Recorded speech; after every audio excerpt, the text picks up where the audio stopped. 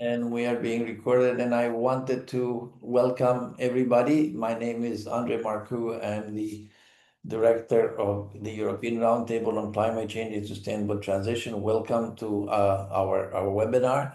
The purpose or the objective of the webinar is a paper launch, a paper that my colleague Marino Varacchio has written. Bioenergy with carbon capture and storage in the EU, challenges and opportunities. So we'll like to give people a few minutes to stream in. I guess maybe it's not going to be very fast, but we have a few minutes before the start of the event. So it's 14:59. We'll wait for a few minutes as the numbers increase. Again, just for the avoidance of doubt, the session is bioenergy with carbon capture and storage in the EU, challenges and opportunities. We have a very interesting panel, very competent panel, people that know the business. Martin Berg Rasmussen from Consido, Johan Borke from Stockholm and Exergy, Kasia Wilk for Elimini, and Karim Rahmani from Carbon Impact. I will go through a little bit through some of the background, but first I'd like to wait a little bit more until a few people are inside in the meeting, so I don't have to repeat myself. But wanted to welcome everybody and make sure that you are in the right session. So let's wait for a few more minutes.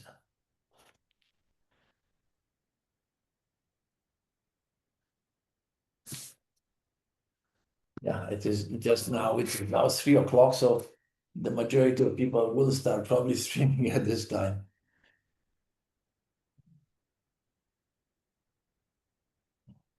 Let's wait. Let's wait for a.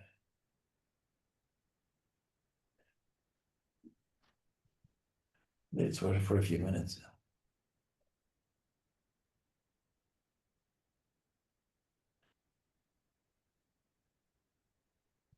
Well, look, I will as we move on, and I don't want to also spend too much time and kind of eat into the session, because we are generally very precise and we'll finish this in an hour and a half.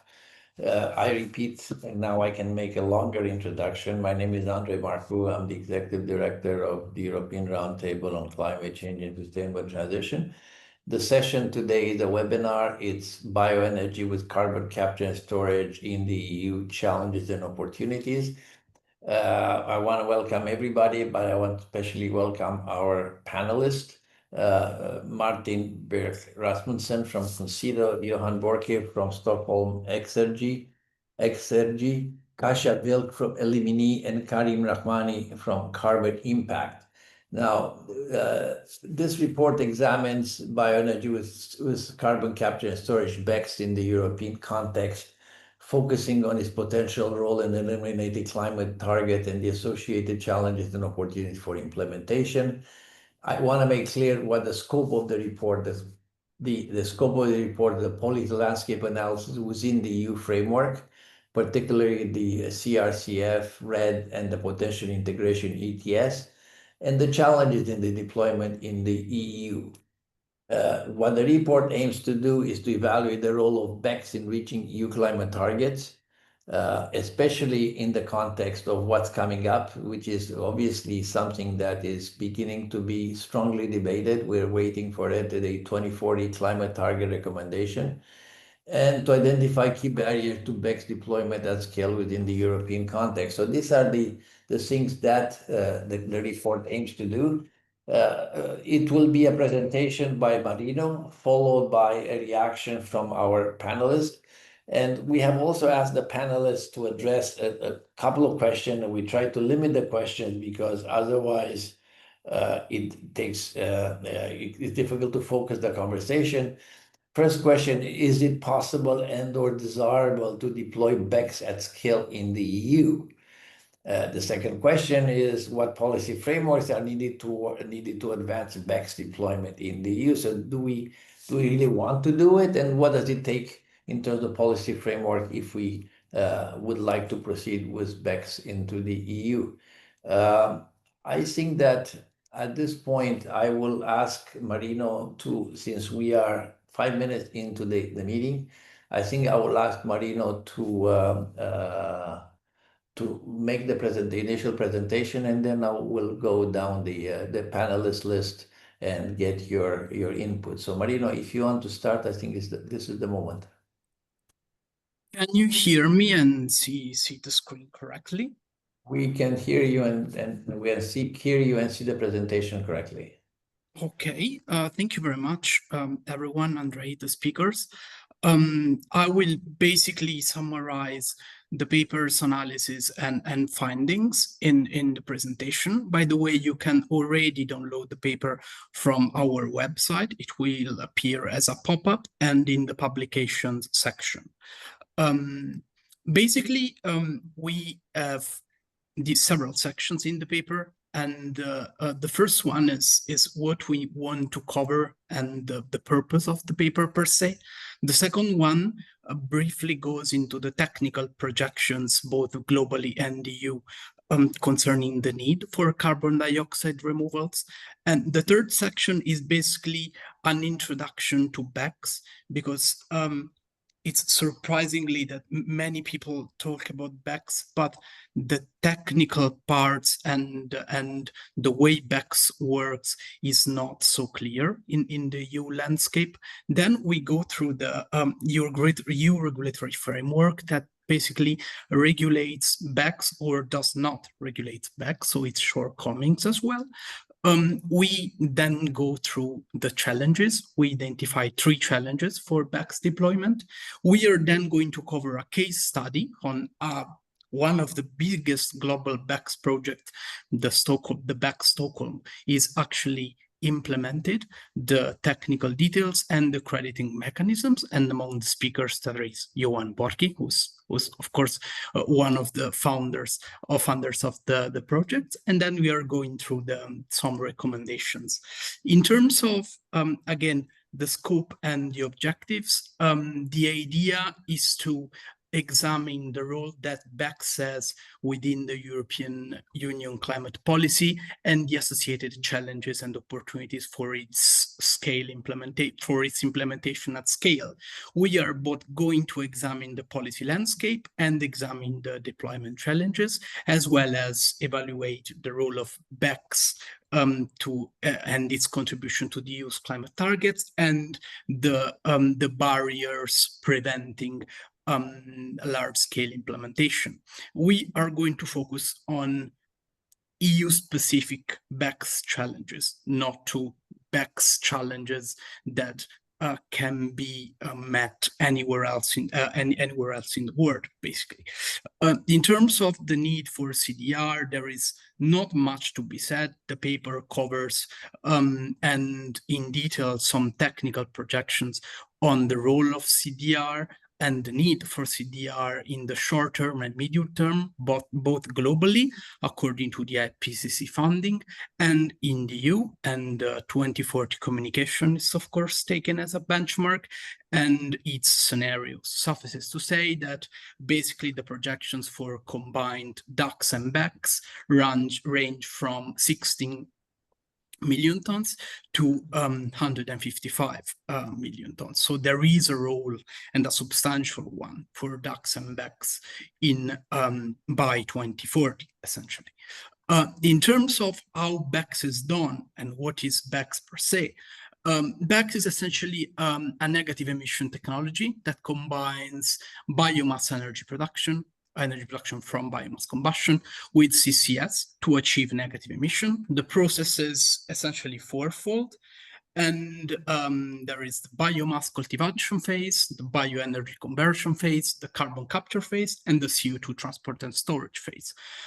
Unlike DACS, whose intention is explicitly to achieve negative emission, BECCS does so indirectly, so to speak, as the emission negativity is in BECCS essentially originates from the biological carbon cycle, and so to speak, from the interruption of it, as basically upon combustion, biogenic carbon would return to the atmosphere, creating a carbon neutral cycle, but BECCS and the process behind BECCS basically intercepts this return flow by capturing the CO2 at the point of combustion, and it stores permanently underground. As we said, there is a substantial role for BECCS in climate models, both in conservative and optimistic estimations, both at EU level and at global level.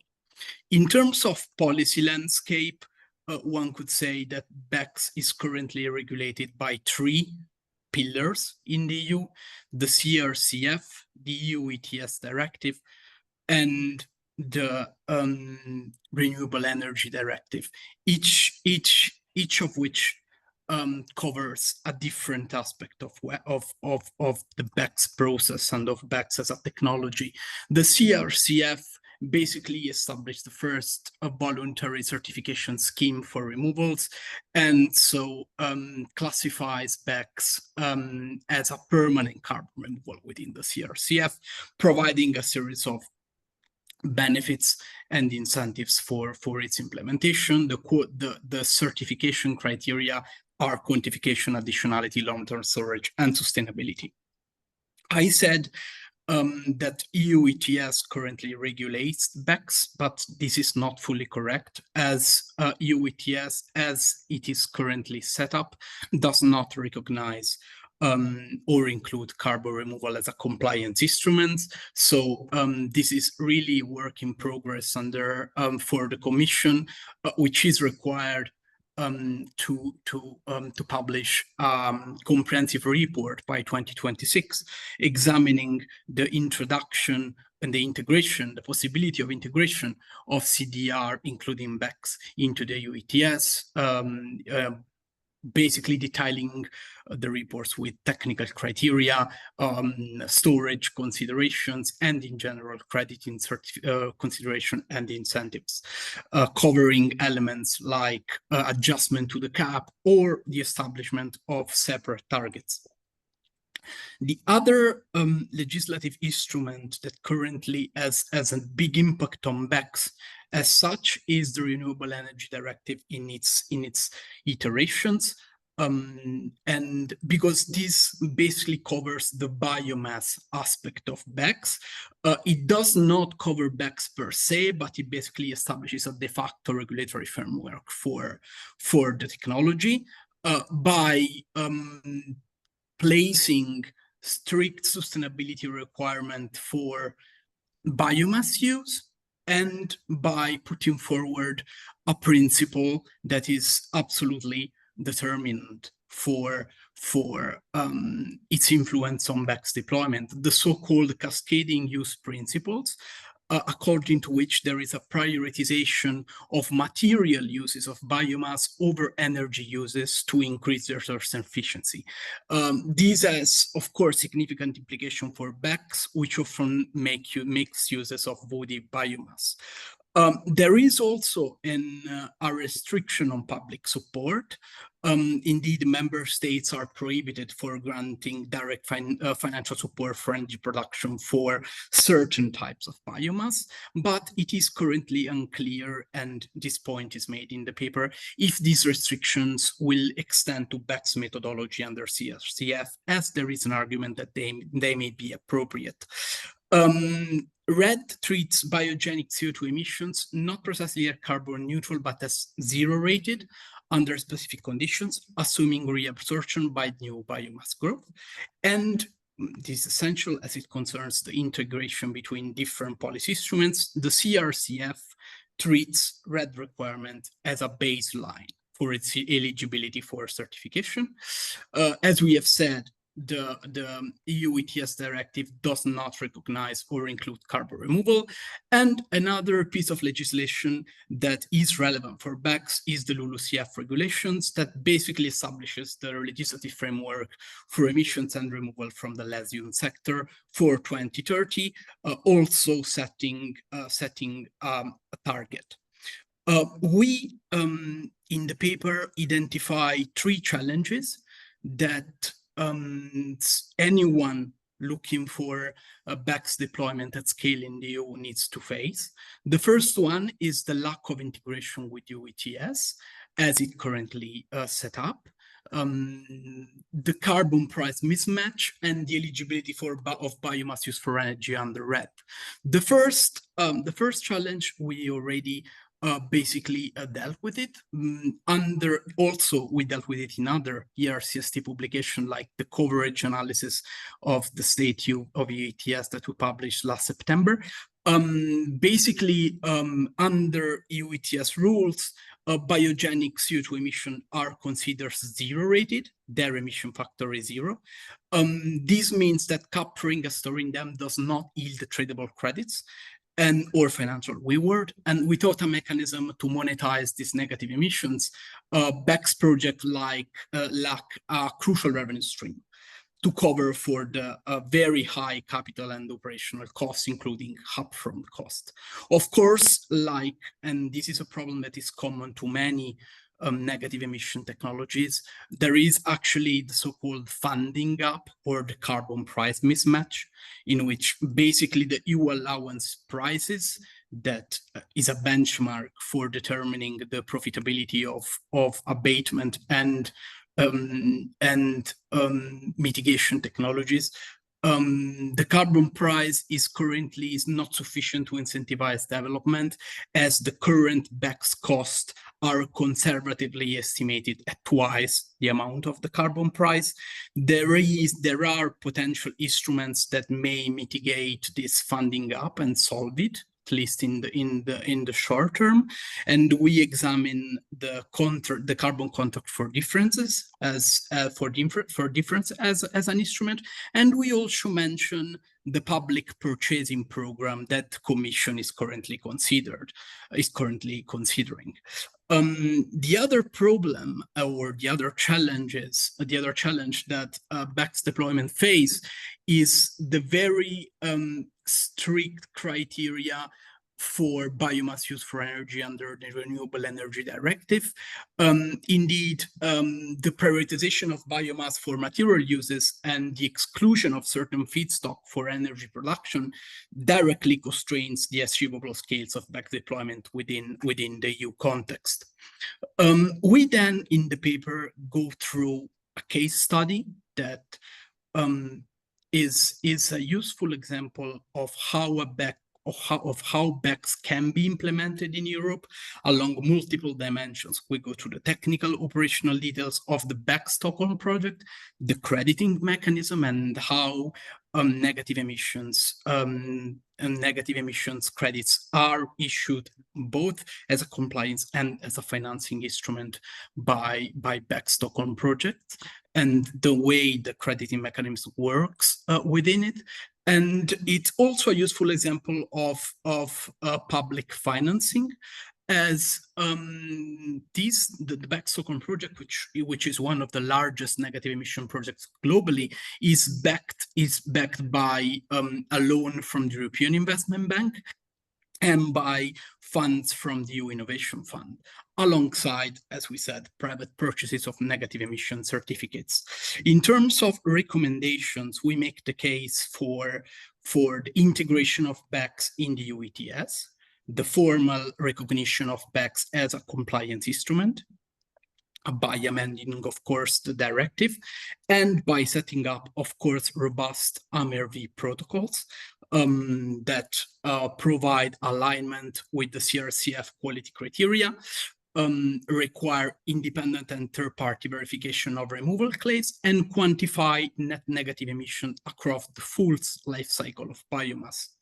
Then we also call for a rigorous and genuine life cycle assessment approach, both in BECCS methodology and in the Renewable Energy Directive iterations. We call for a comprehensive accounting that is fully based on all greenhouse gas emissions and removal across the entire value chain, and the assessment framework that is basically aligned with the ISO standards and with IPCC guidelines. Ultimately and finally, we also make the case for transitional financial policy, and we stress the word transitional as an incentive for early movers and not as a indeterminate in terms of time framework measures. To cover the funding gap and accelerate market uptake, some support and financial policy for early movers are desirable, like carbon contract for difference. Of course, the support cannot be indiscriminate, but must respond to certain conditions, including the temporality, of course, as support mechanisms should be time-bound with clear sunset clauses and project specificity. At the very end of the paper, we also examine public purchasing programs for certified carbon removals as an instrument to stimulate early stage project development and as an instrument that could provide revenue certainty for pioneering BECCS facility. DG Clima is currently exploring option for a new purchasing program for permanent CDR. So we'll see which design choices they will choose and settle on.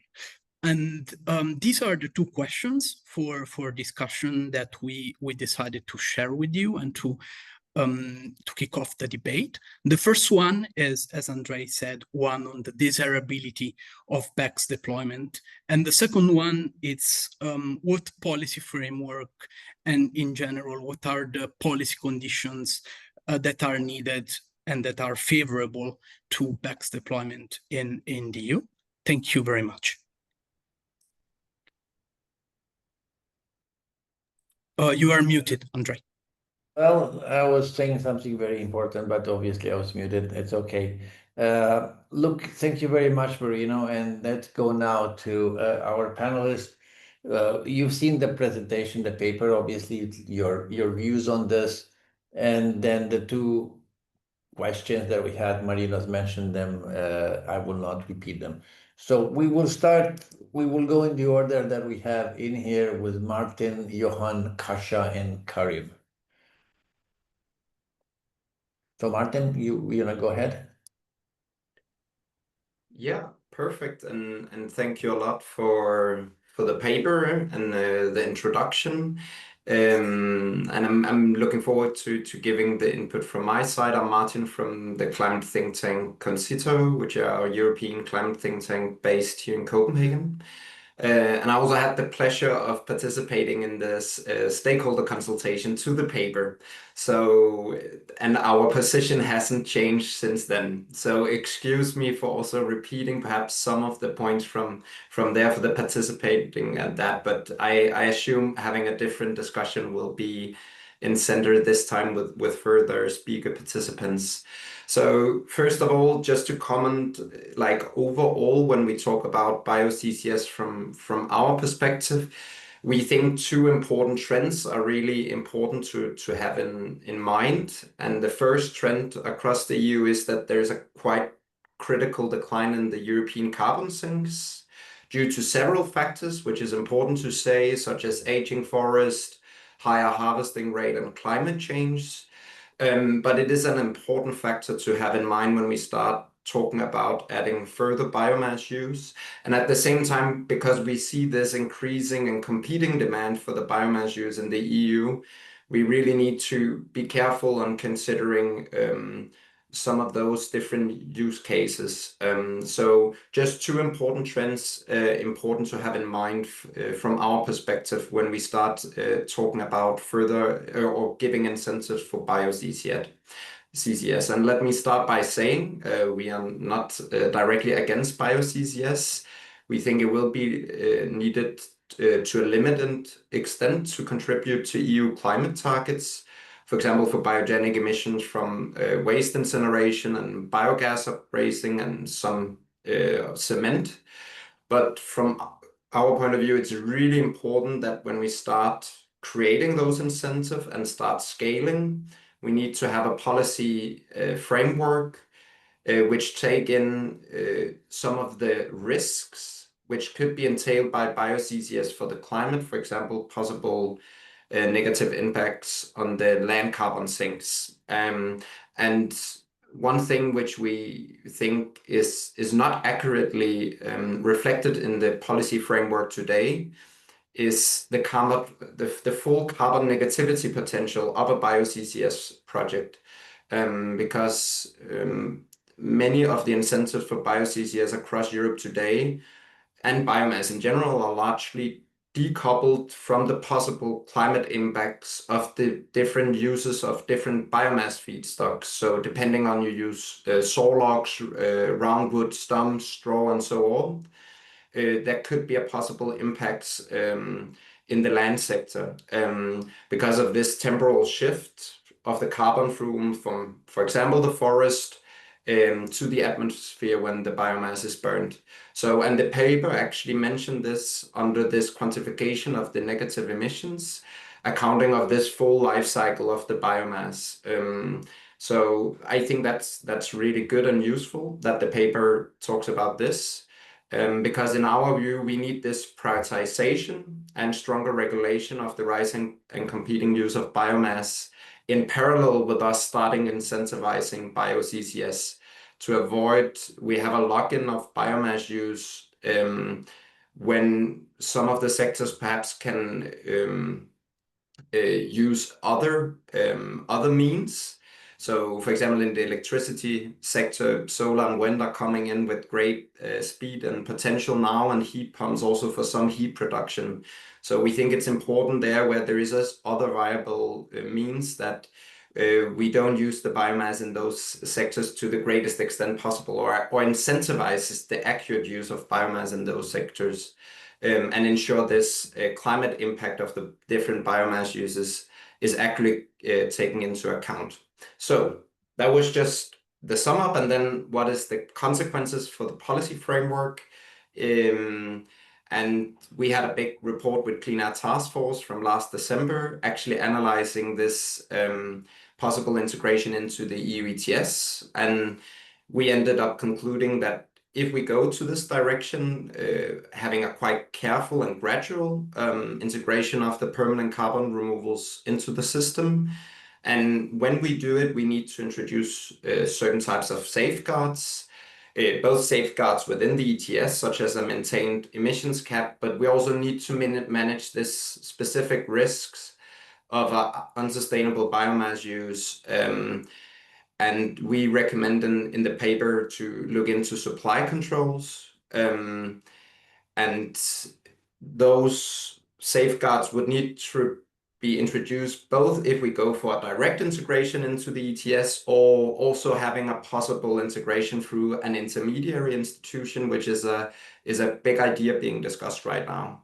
And then at the same time, while we perhaps are moving forward to the ETS integration, we call for this stronger regulation and to address this rising and competing use of biomass and biogenic CO2, and especially looking into possibly have a better carbon price and incentive in the land sector.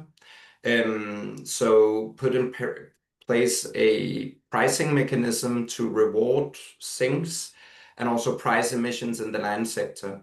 And that was also what the European Scientific Advisory Board recommended in their big reports on carbon removals earlier this year. And from our point of view, as long as we don't have that accurate pricing going on in the land sector, we would need to put limits and restrictions on the BECCS applications in the EU ETS.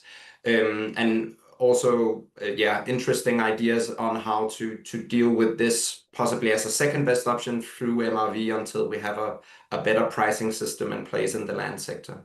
So yeah, that was just my thoughts and interventions. And again, thank you for a good paper. I'm looking forward to the debate.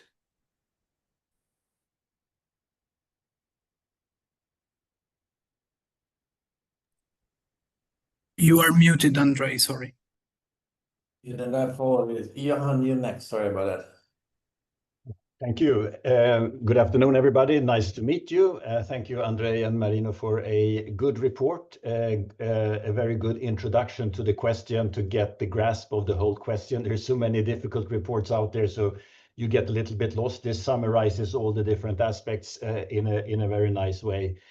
Maybe first, my name is Johan Börje, and I'm responsible for the evolution of voluntary revenues for our BECCS project and the policy associated to make such revenues possible and happen. And as was said in the presentation, we have recently taken our FID decision, our final investment decision. So now we are in the construction phase and target to be operational in 2028. And when we have scaled fully in 2029, we hope to deliver 800,000 tons of permanent negative emissions every year. This is based on a retrofit plant. That means that we already have a BioCHP in place that has been running since 2016.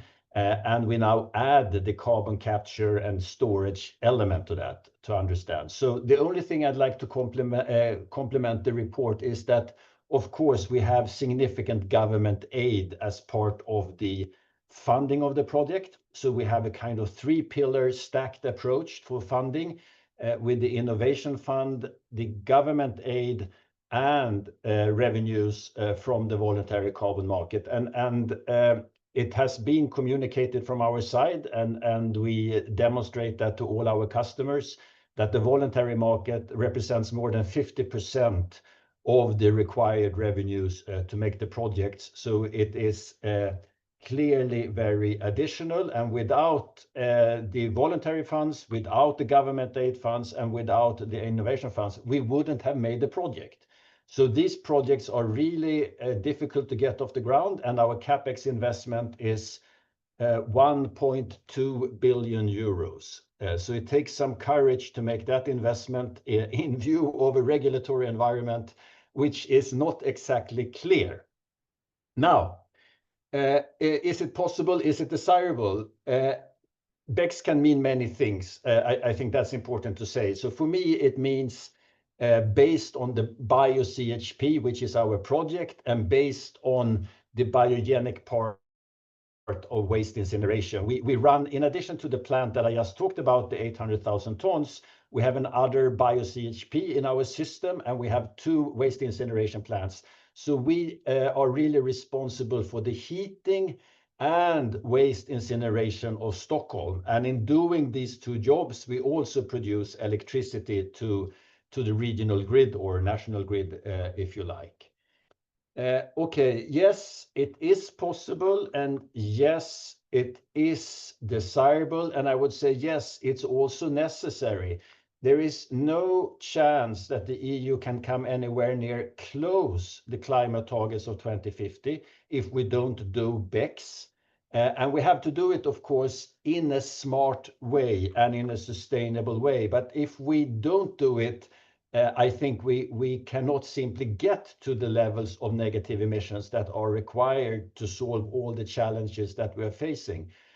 We should also remember, as Martin alluded to, that we have some challenges with the carbon stock in Europe. And this is a really tricky question. It is not because of bioenergy in most instances. In Sweden, the most recent data is actually now the growth is turning up in the forest. And at the same time, we can compare, this is data by the Swedish Forest Agency. And in the areas which we have protected, there is a certain portion of the country protected.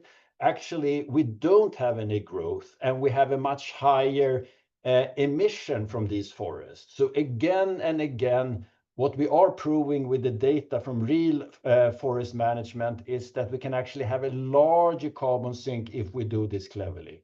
So we have to be very careful about this discussion to really base it on what we see and not what may sound logical at first instance. But the carbon stock we must protect, and it's a foundation for our entire climate policy. We cannot have a situation where we end up with a forest that is leaking and represents a source.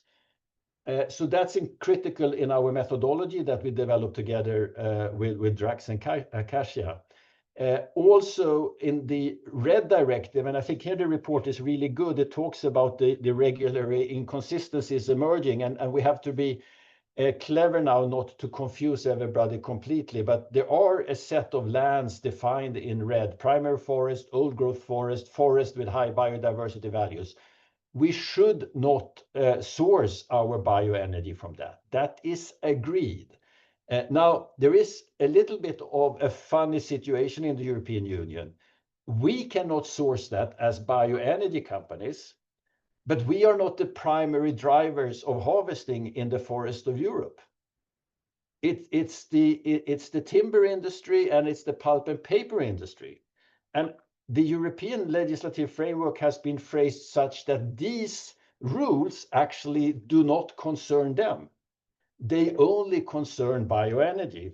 So in a way, we have turned the question of sustainable forest management a little bit upside down, and we have focused on the bioenergy part. It's not bad for bioenergy, but if we really want to address the sustainability of forest management, I think we have to take a broader view and think about what's going on in the totality. And it happens also that the private consumption of biomass is actually using prime timber, and it's almost unregulated in many parts of Europe. So sometimes this debate gets a bit skewed because we are committed to RED to stay away from these type of biomass that are listed. So in that sense, we are really on a path of sustainable management of biomass. And what I'm missing a little bit, and what is too complicated in RED, and what we have brought up in our own methodology and that we have with our own customers, is of course we should not be using biomass that could otherwise be long-lived wood products. Long-lived wood products, like we see, Karim, you have some nice beams behind you. Those are, that's what we should use the beams for. And they can be anything from, let's say, 35 years, to use a popular figure, to 135 years. Obviously, that's not how we should be running our bioenergy sector or the BECCS sector. And we are in agreement with that. But EU policy in terms of RED hasn't really got its arm around this question in a very good way. And I hope we can actually develop that. Now, the policy then, getting to that, so when I listen to Martin, it's just risk. I see it mostly as opportunity. I come from this sense of that it is necessary. We have a responsible biomass flow in place. I cannot talk for every company in every country. I talk from my perspective, of course. But the fundamental challenge is funding, and then again funding. It's almost difficult to imagine how large industrial challenge it is to get this industry off the ground right now. And if you're following the news these days, part of this industry is dying. So if we don't get the funding going, we will have no negative emissions in Europe for 2040, 45 and 50.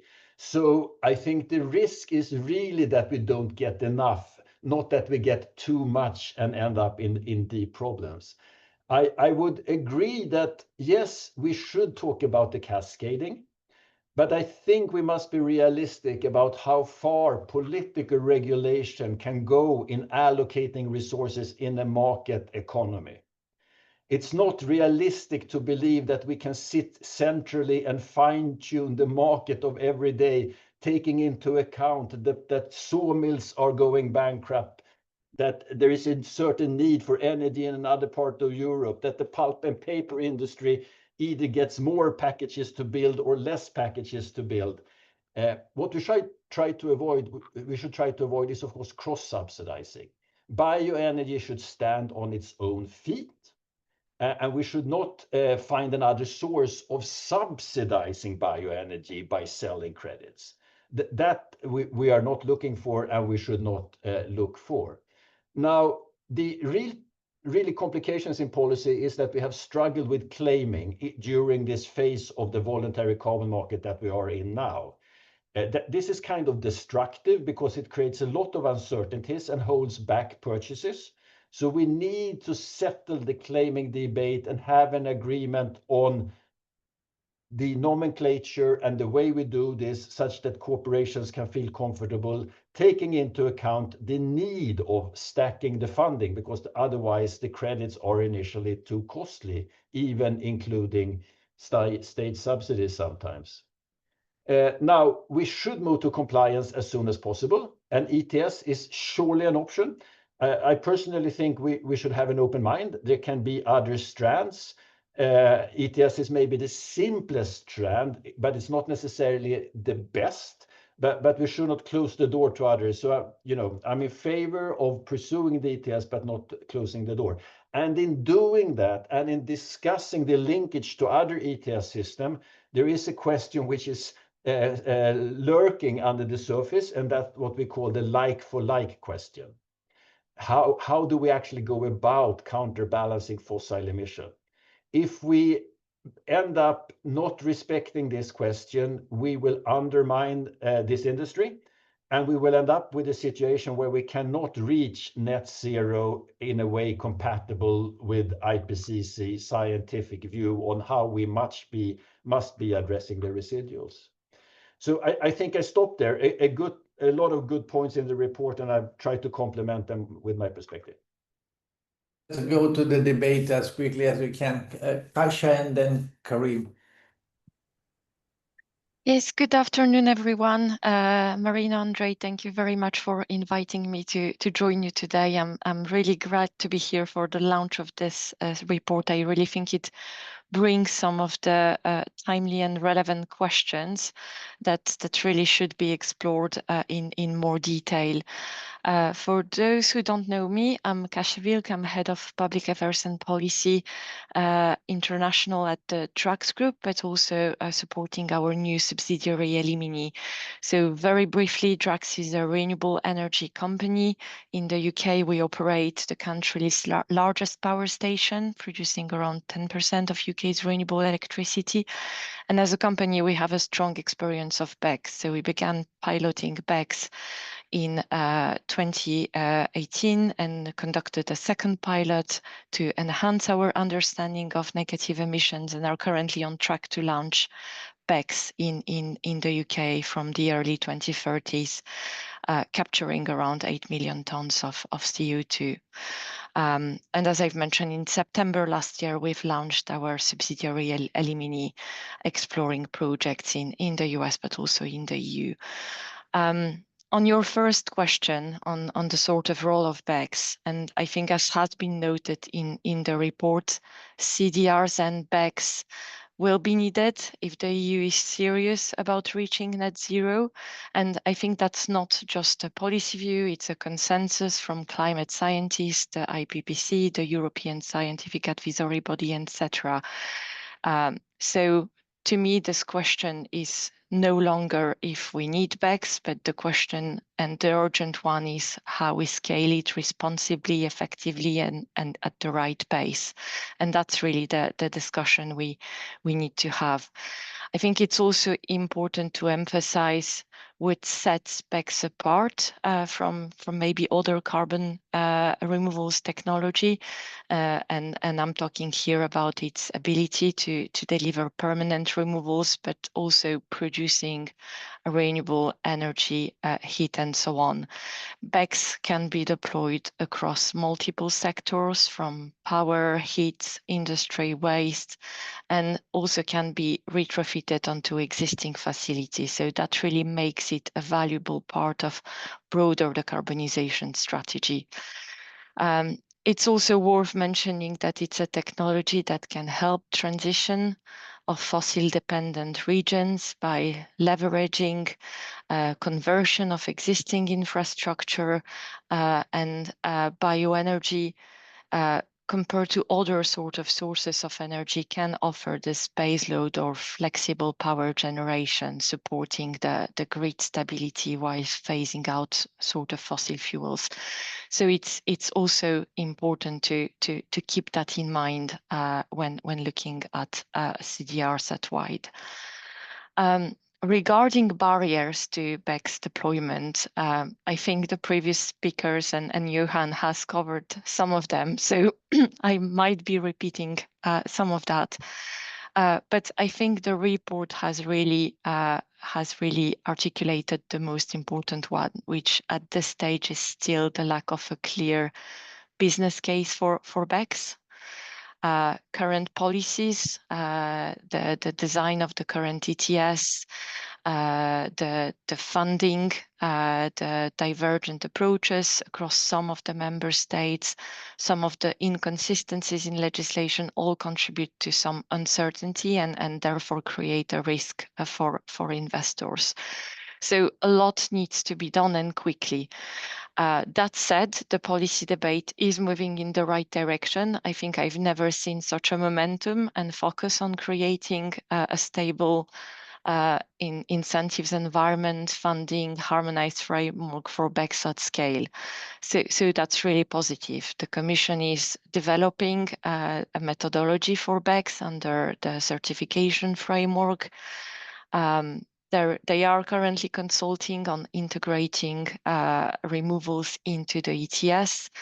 And as Marino has mentioned, there are a lot of discussions on funding, and the Commission is thinking about the purchasing program or some purchasing programs for BECCS. So for me, all the right things are happening, but the key issue is speed. If we want the EU to develop this industry in time to meet its climate goals, policies needs to move at speed.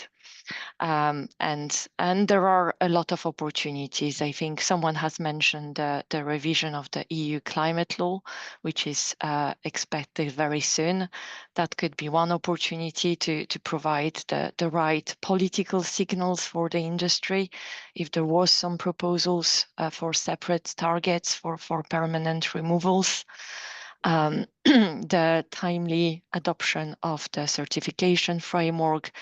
I think with the ETS discussion, I'm aligned with Johan here. We need compliance market. How is maybe less of a question than when. The CDR have to be integrated into compliance market in a sustainable and reasonable way, but speed is also a key factor there. And the same comes to mind when thinking about support scheme for early movers. I think at this stage, there are a number of programs available like the Innovation Fund, but having a separate framework like a purchasing program developed at speed could really help those early movers to bring their projects on to the European market. And finally, when it comes to voluntary carbon markets, again, fully agree with Johan. I think the Green Claims Directive, which is finishing or hopefully finishing its journey through the legislative process quite soon, could provide the right political signals here as well. So that's it from me, and yeah, I will stop there. All right, thanks, Kasia. Karim, thank you very much for patience. Your intervention, and we can actually hopefully have a conversation. Go ahead, please. Yeah, for sure. Thanks, Andre and Marino, and thanks for the invitation. Happy to be on this panel. So I'm Karim Ramani. I'm co-founder of Carbon Impact. We are an independent developer of BECCS project, actually based in France, and we have a portfolio of projects in France and also Switzerland, on a smaller scale than what is done by Stockholm Exergy, working, for example, on biogas and also some other types of bioemitters. And our position, of course, we are. I'm biased about CDR. I think CDR is important for the climate, as there's a consensus about it. And I think BECCS is one of the tools. I believe it has had some kind of a bad reputation at some point because, BECCS was at some point the only tool to do carbon removal in the climate models. And so that's why, in the early 2000s, they were incorporated in the models. And it was used as a plug, basically, to balance the different emissions in different scenarios. And so that's why you saw crazy figures of BECCS of like billions of tons of BECCS around the world, which would require like basically using all the land mass available to grow the biomass. And I think this has created some kind of misunderstanding because we believe, at least at Carbon Impact, that BECCS should be done on at least the existing biomass and bioenergy infrastructure. And it has a role which is major but limited. And that's why we need also a portfolio of methods across the whole value chain of carbon removal, and BECCS is one of them. And so the limit of it is obviously what has been discussed during this panel is how sustainable is the biomass and how clever are we in managing the whole ecosystem, including upstream. So in terms of potential, I think it's still major, you know, with this limit stated. I think there was a nice study done by ETH Zurich a few years ago that somehow assessed the total potential of BECCS in Europe to around 200 million tons. And I think this is a good number to have in mind. It's mostly based on existing bioenergy facilities, waste-to-energy, wastewater treatment plants, pulp and paper, and combined heat and power plants. So basically this, and biogas, which is a more diffuse.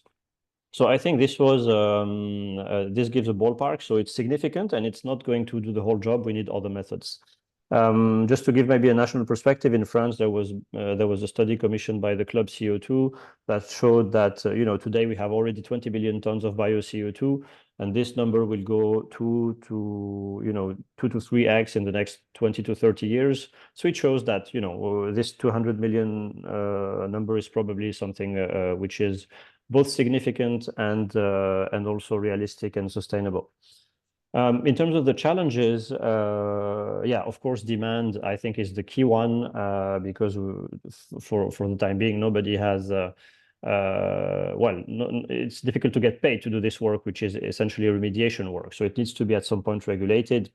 And I think the sector will scale up once we have a compliance market like we do for other waste, basically streams. So we need to handle this.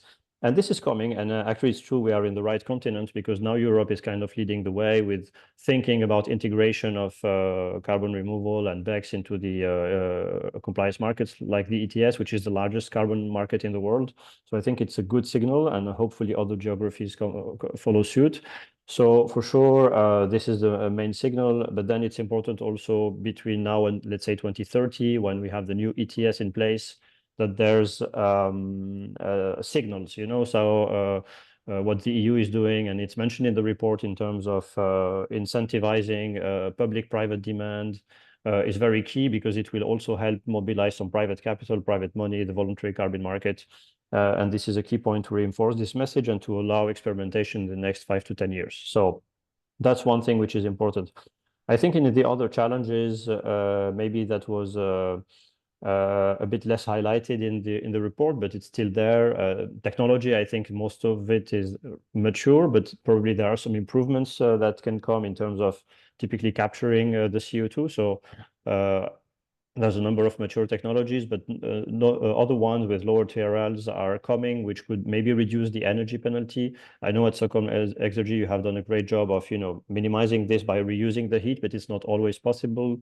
So technologies that, in the absence of waste heat, can use, for example, clean electricity to do the capture part are on the horizon and can be interesting. So I think technology development is not over, and it will improve as we deploy, and we have learnings from the first projects that are coming online. In terms of infrastructure, it's important to have a way to do something with your CO2.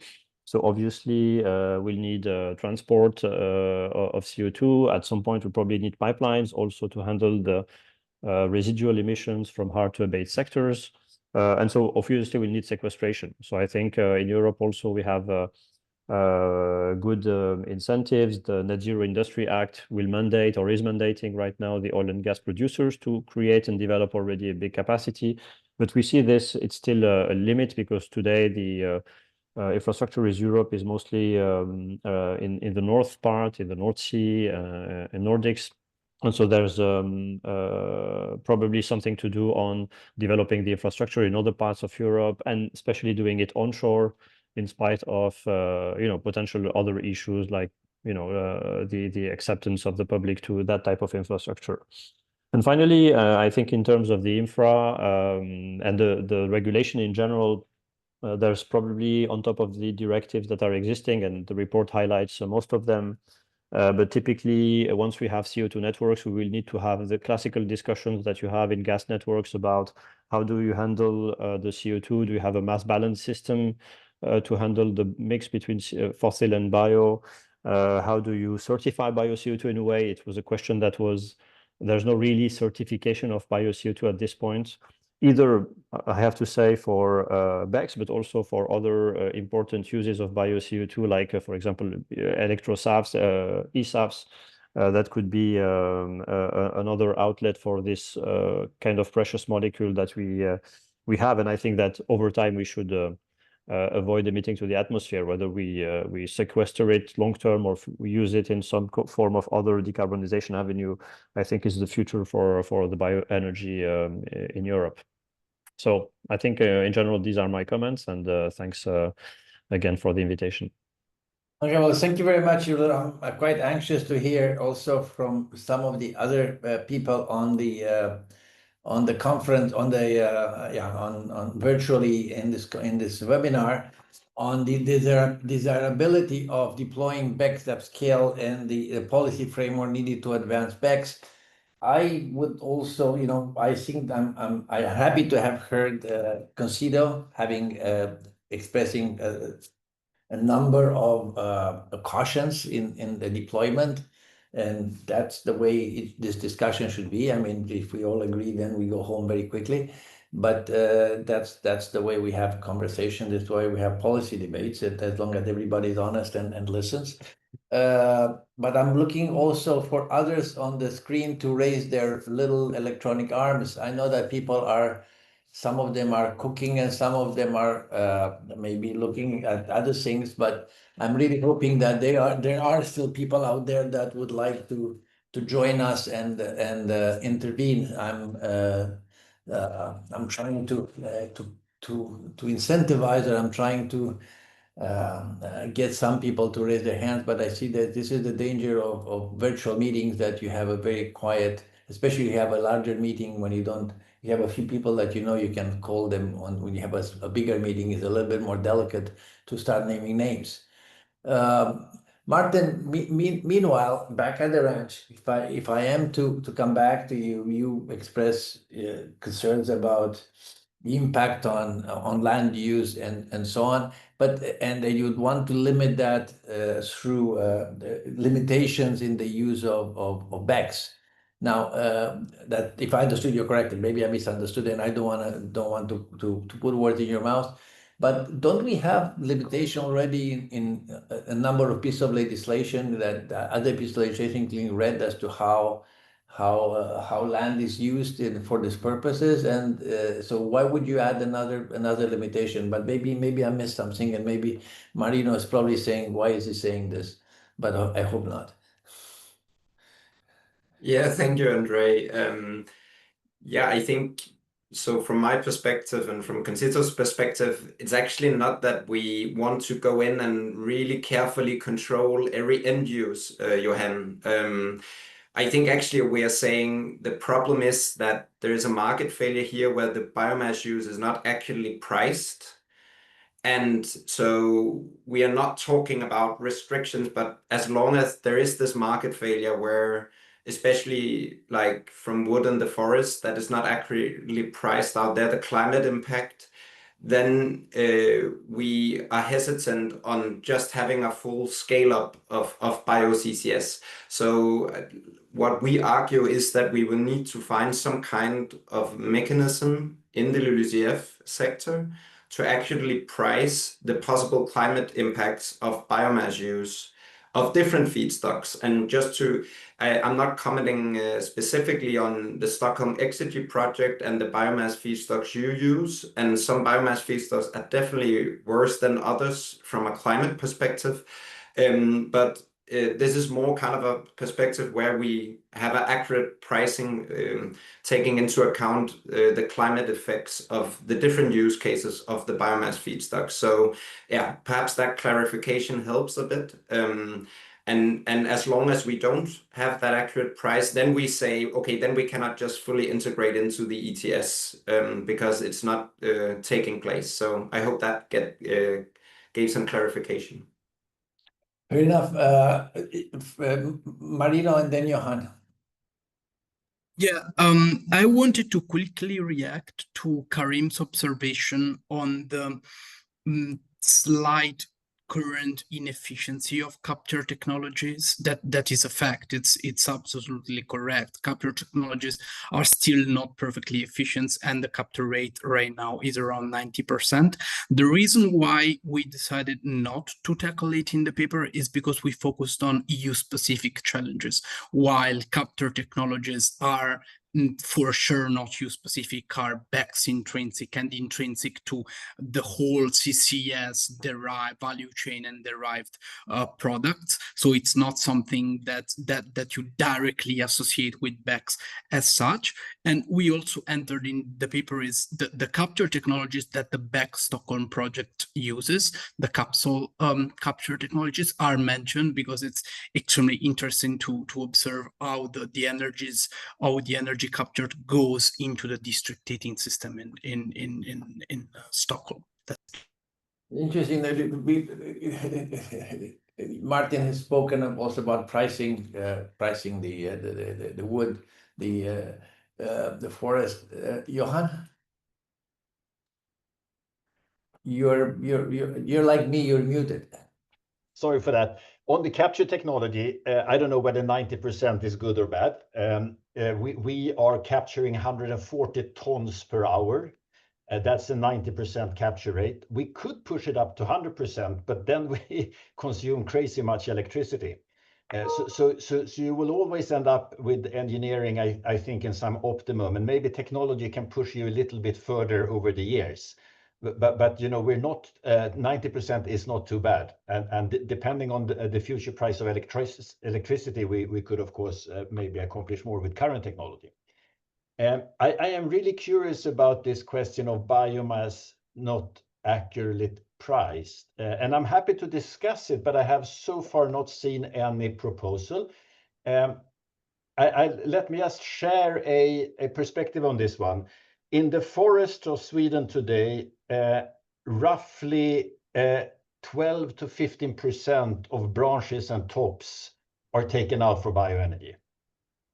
So 85% or more of branches and tops are left. It's free for all these other uses to take. So I mean, it gets complicated to what's going on in the ground. Maybe this again is different in all countries. The reason it is like this, of course, is that it is costly to collect it. And this is why but I think in Sweden now, the government has recently appointed a new study to see how could we possibly collect more, because we are not anywhere near the limit which you need to leave in order to recirculate nutrients. But I think with modern technologies, robots I have in mind, I think you may be able to collect more branches and tops from the forest. So far in the context we operate, it is not really possible to say that it's not correctly priced. So I think we need to make that discussion specific so that we can understand, and of course everything should be correctly priced. The problem with our energy transition is that everything is subsidized. The problem is that not only energy is subsidized, a lot of other bizarre things that are subsidized, but that's okay. I'm still praying here that somebody from the audience will, we discourages us, frankly, to hold these this discussion virtually, because it's difficult to get people to react, and it's very unfortunate. I'm trying to make sure the conversation doesn't die, but nevertheless, still looking at the speakers, if anybody would like to react, continue to react. Now, what is the sense that you have in this new pronouncement of the scientific committee? And scientific committee is still, with all due respect, still a bunch of people. So there's not like something that needs to be taken as the 11 commandments. But what is your reaction to that? How do you see that impacting your conversation? Go ahead, please.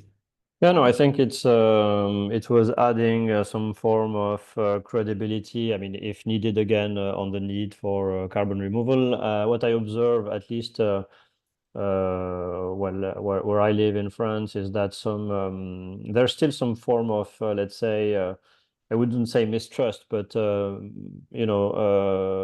a full knowledge about the methods of carbon removal.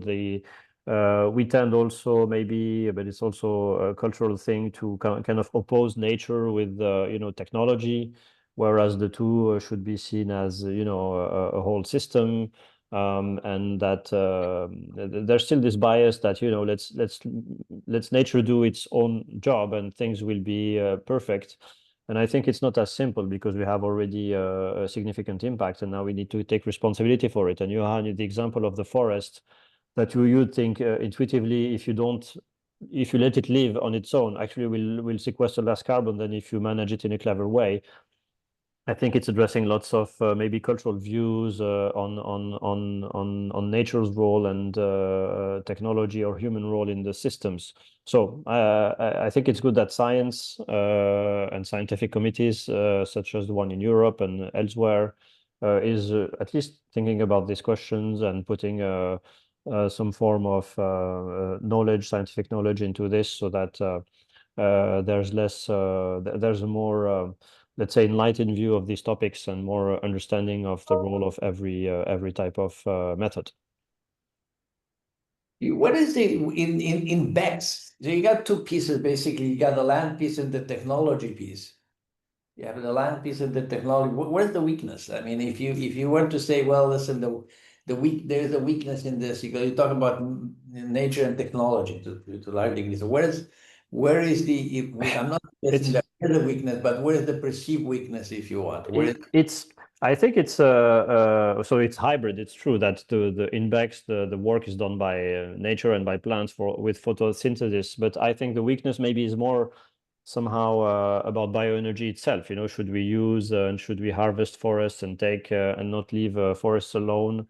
And this is true for all the type of bio waste. So maybe some people would consider it's better to leave it alone simply and not do any harvesting or kind of extraction of resources from those areas, and we'll be better off. And so I think this is where, but on the other hand, it's true that we can also do lots of damage if we don't if we don't harvest and use the natural resources in a responsible manner. I mean, we can we have basically erased all primary forests in Europe over time, so as humans. So it's reality, and this is where we need to find a balance, I think. Asha? Yeah, I just wanted to react to something that Karim has said on the importance of engaging and on public perception. I think it's a topic that you've been focusing on, Andre and Marino as well. I think it's hugely important in the case of BECCS. There are a lot of misconceptions or also misunderstanding around like the role of bioenergy and the impact of the bioenergy sector. And I think as Johan has mentioned on those sensitive elements of BECCS or the bioenergy element, it's important to look at the sort of forestry sector as a whole. I think there is indeed a focus on bioenergy and rather than like the wider forest industry and the material that is also sourced for other sectors. So explaining and engaging people on that, as well as on the other elements of the BECCS supply chain is essential. Martin, is this the how should I put it? The ethical question that people ask themselves is this: am I going to cut the trees to burn them, or what? I would not say that I'm an expert in what the end use should be all the time. I think we need, of course, a lot of we don't need to regulate the exact tree and what it should be used for. So I agree a lot there.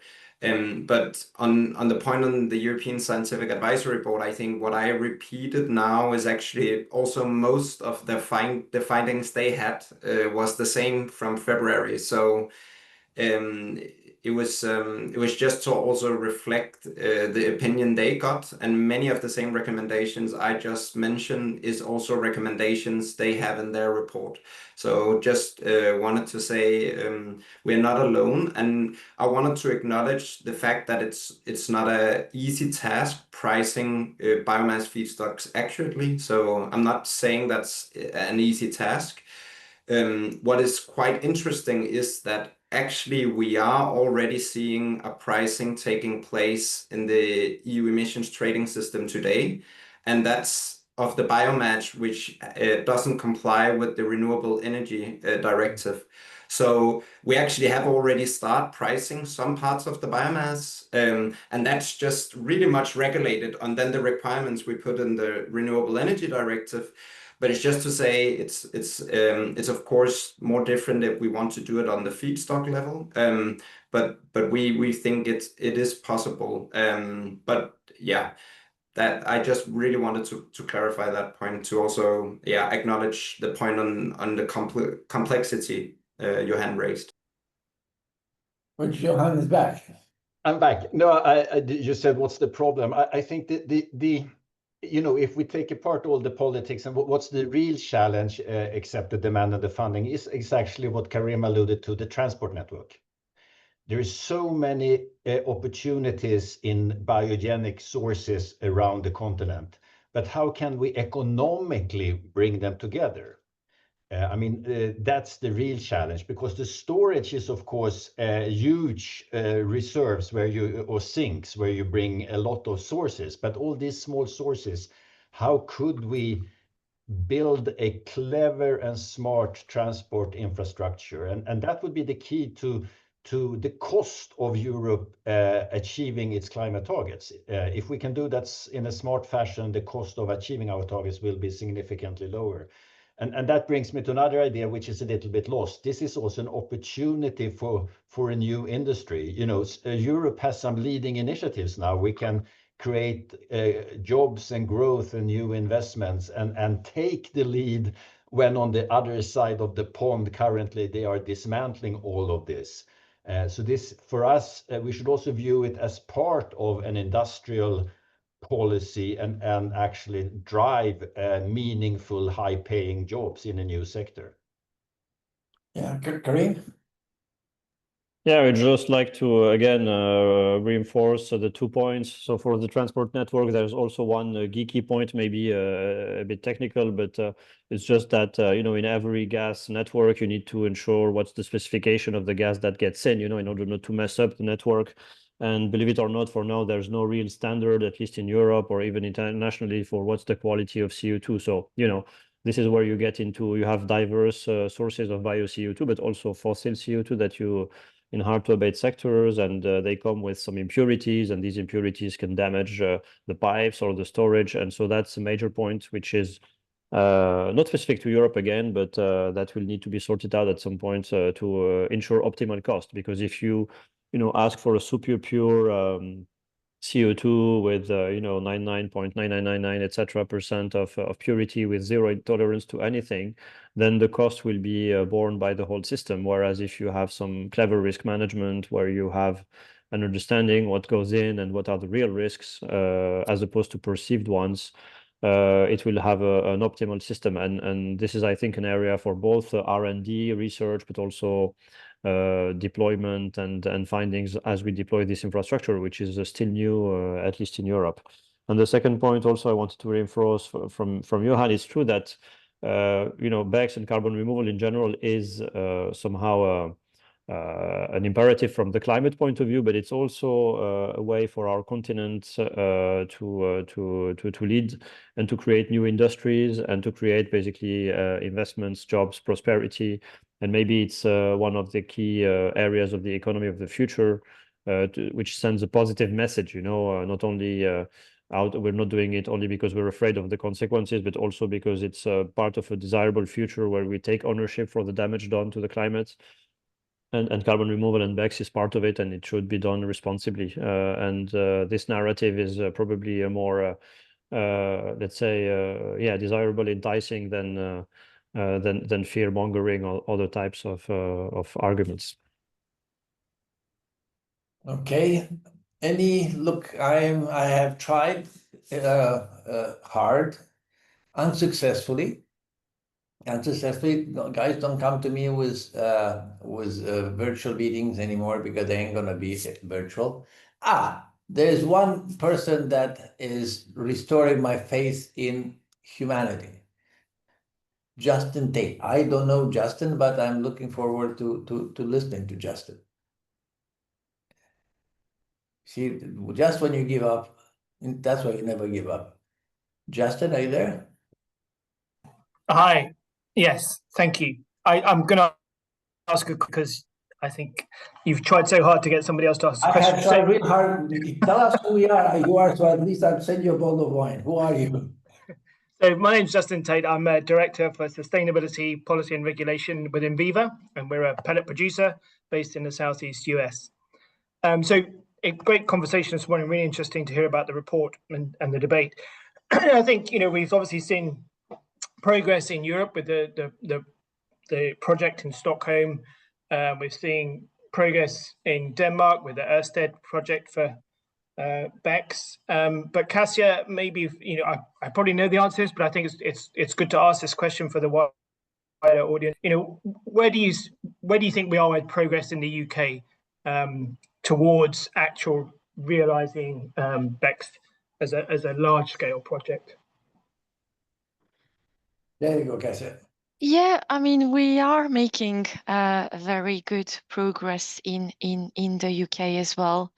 As I've mentioned, we are on track, hopefully, to operationalize our project from the sort of early 2030s.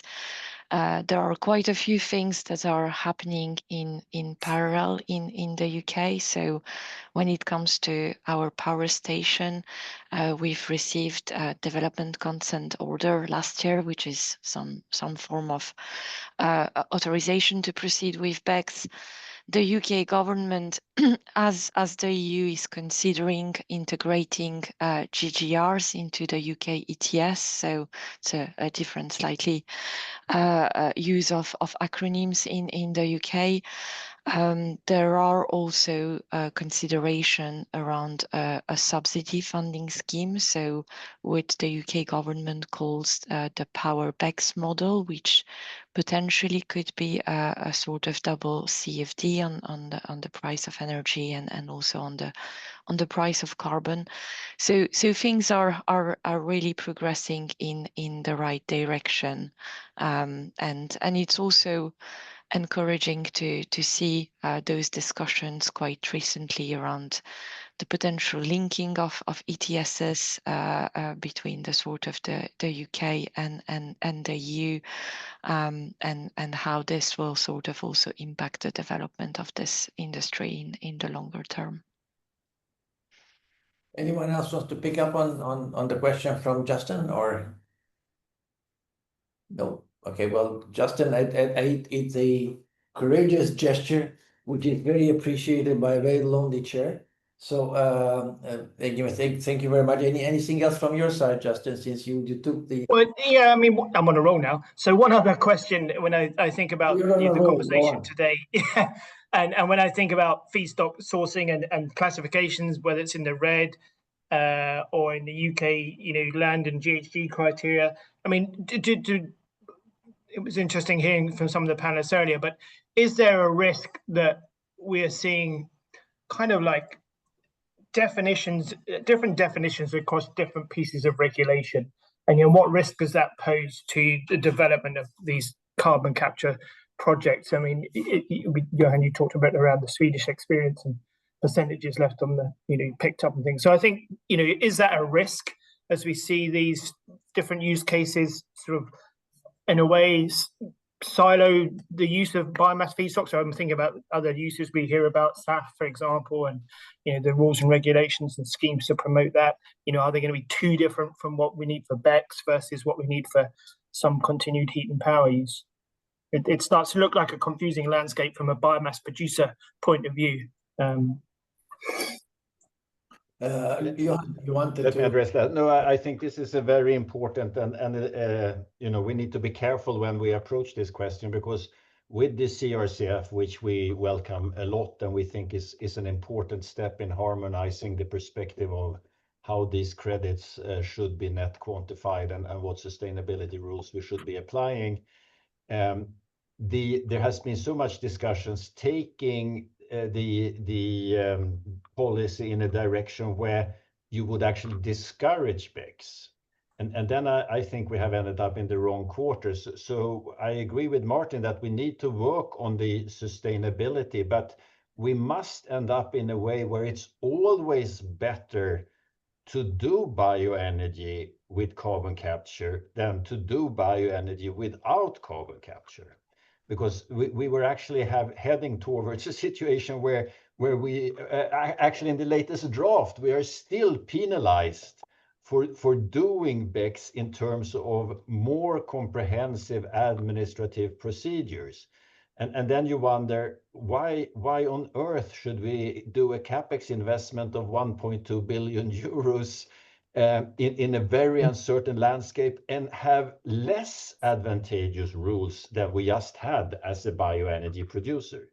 And I think that we cannot have it that way, because then, of course, the companies will not take the step to BECCS. So we need to find a solution where it's always a positive step towards BECCS. As a minimum, it should be equal treatment. Martin?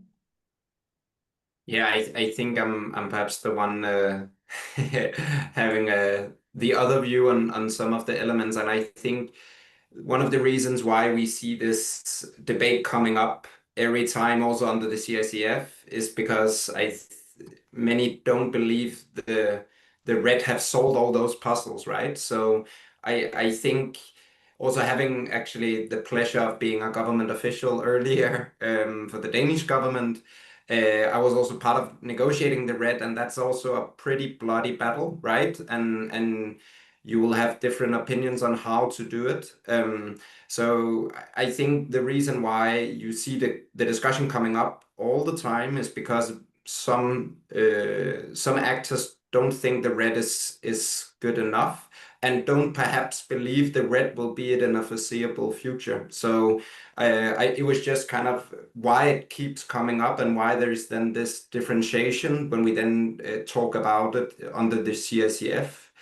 And then just perhaps, Johan, and I'm not, again, I don't have any experience in the Stockholm XCG project, but I think from our point of view, coming with this discussion in the Danish case as well, there can be sometimes a perverse incentive to run if the reward, the incentive for the bio-CCS installation is really, really good compared to all the other use cases, there could be an incentive to run it more in the networks they are applied to. And that's why I mentioned this possible lock-in of a high biomass use. So we're actually seeing it in some of the Danish decisions being made where heat pumps are not being in favored due to the fact that we couldn't have high running hours to kind of to buy back for the big capex investments we had on the biomass installation. So yeah, just wanted to mention that specific element from a very local context again. But we have different experiences in different countries, right? A quick reaction before Marino gets in, maybe. Yeah, just to say, I'll give Marino the last word, but you go ahead, Johan. I think this is a very important discussion, and I miss it. You know, we should have more of it. I think, you know, the battle has to go on, and there are different views on the biomass. I acknowledge that, but let's for all the problems there is with the RED negotiation, that's where we should negotiate it. Because that's where we should fight it, and the union should agree on it in that context.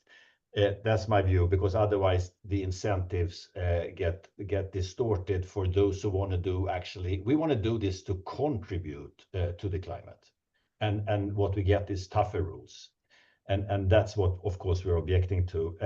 Then I think in my presentation I said we must find ways not to cross-subsidize from BECCS back to bioenergy, because then you enter into a lot of difficult problems. It's easy to say, it's difficult to implement as a policy, but I fundamentally share your view that if we get the mechanism in reverse, the problems get more difficult to solve.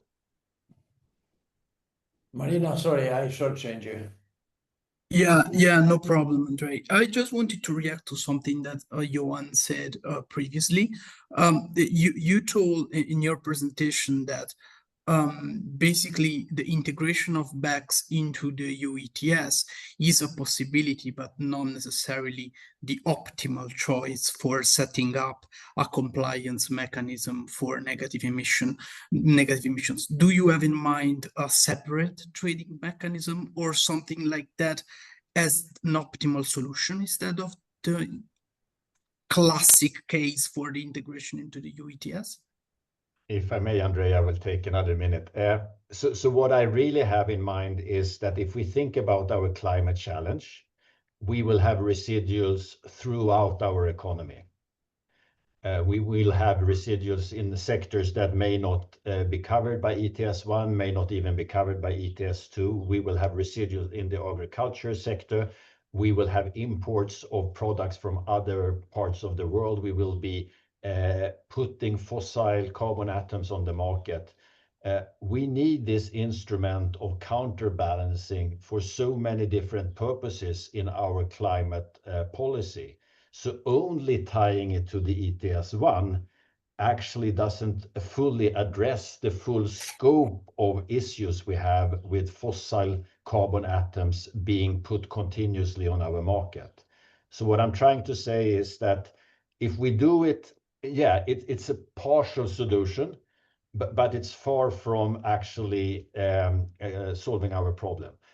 Then, of course, we need to get a compliance dimension in, and this may be the fastest first step. Martin, you're back. Yeah, it was actually just to supplement Johan's comment, because what we also saw in our big analysis on the emission trading systems is that it will indeed not get us all the way to climate neutrality, and especially not net negative emissions, which is also something we strive for beyond 2050. And yeah, just a little commercial, Concito is also helping out another organization, Carbon Gap, with modeling on a removal trading scheme. So watch this space for a publication on that idea, which could be an alternative or a complement for an ETS moving down the line. So yeah, just wanted to mention that as one of the alternative or complementary measures which are being looked at the moment. Well, we look forward to continuing conversation in this. I think that I managed to get it over the line.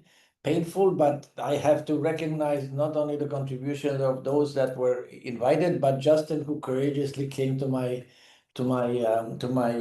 help in a time of need, and he'll be recognized in the future somewhere, somehow. But seriously speaking, look, it is our contribution to this. We do admit to the fact that we're a little bit more questioning on established views. We do recognize that, and we are not in any way apologizing for it. But we think that you may have a climate crisis, but we also think we have an economic crisis in our hands. So I think that we should look at both of them, and that one should not. Sustainability means that we all take care of all items in not only the environment, but also the economy and the social aspects. So it's in that spirit that we look at this in a more balanced way. I understand that it's not perfect. I understand there are questions where the question also, do we fight the fight in red? Do we fight the fight in here? I mean, they're all kind of issues. And in the end, none of us are legislators. None of us are politicians that make decisions, but we are here to try to give our best shot and best opinion. And as long as they're all sincere and we're all listening, I think this is what we have chosen to do in life, and hopefully we're making a contribution.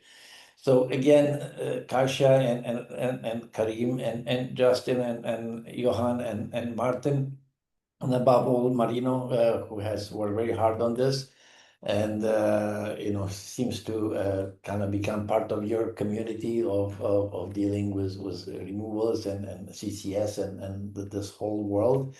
Thank you very much, and we will continue as best as we can in the as the summer comes by and we come back in the fall. Again, thank you all very much for taking the time and joining us. And those of you who didn't say anything, you should think about twice. Thank you very much. Thank you. Thank you. Thank you Bye-bye. so much. Bye bye.